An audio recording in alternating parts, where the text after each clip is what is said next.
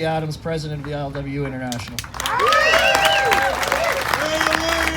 Willie! Brothers and sisters, it's an honor to be here. And I'd also like to say, giving honor to the First Nations and to elders past and present. I wanted to say something. When I was coming in, Craig said to me, he goes, "Willie, you're the only guy that's higher than Rob as far as the chain of the ILWU." I go, "Nope. If you know our history, the rank and file is always above the officers. We work for the membership, and it's a privilege." Thank you. I bring greetings today on behalf of the 40,000 working men and women and their families of the ILWU. And I have to say, Rob and Tom and to Local 502, this is a day that will live in infamy. What you have achieved with your 75-year anniversary is the holy grail of history. And it was done by those that came before. And I can tell you something, when I look out at the younger generation, this history will continue.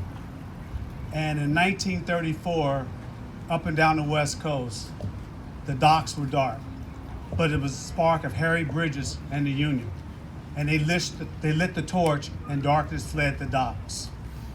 And today, brothers and sisters, up and down the West Coast, but especially here in Canada, we are fighting for history and to continue a history of working class people. I hate it when people say that I'm middle class. No, we are working class people. There's something about that said we came from working class neighborhoods, working class families. Our grandparents, our parents, they marched so we all could have a better day. And those that died in 1934, I call them the Magnificent Seven, up and down the West Coast. There are more in those graves than just people. That is where our honor, this is where our pride, this is where our dignity comes from as we move forward. I look at the young kids out here in the audience today. We have to continue to fight, and we will always be under attack. It will never stop ceasing. As the 7th president of the ILWU, whether it was Harry Bridges, Jimmy Herman, or Bob McElrath, we as working class people, we will always live by the feud. But there is no union like the ILWU because of our history. And we've had to fight, and as Tom said, we've had the passion, and we've had a strong social conscience. I look at Local 502, the diversity, the young workers, women, and then we have the old timers that have taught us so much about our history and that we have to rely on every day. We have some big shoes to fill, brothers and sisters, but we're going to be all right. Because you know what? Destiny and history is on our side. And you know, down in the mainland, Local 502, 500, all of ILWU Canada, we stand with you in global solidarity.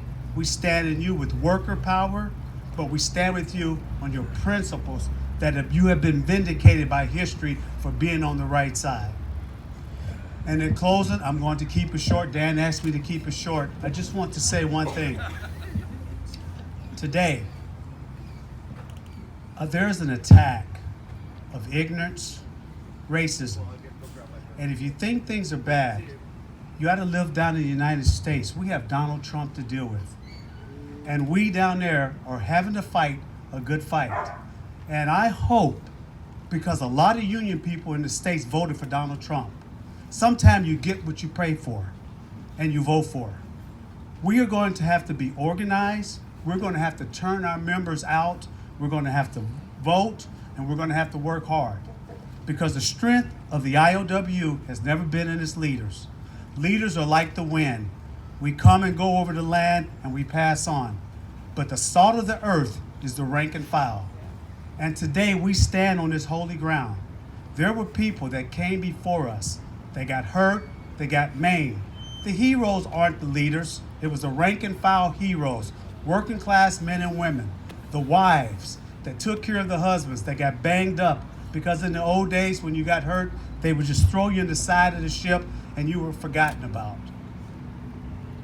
We have a history and a pride that we must maintain and we must fight continuously for.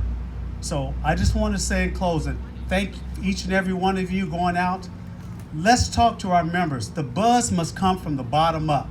We are a bottom-up run organization, and those that weren't here today, they missed out on something. This doesn't get better than today. And brothers and sisters, once again, I want to thank you, and on behalf of the members that we all get to work for every day, there is no higher calling. And for me, this is the only job that I've ever had in my life that I would die for. Long live the ILWU, long live 502. Good.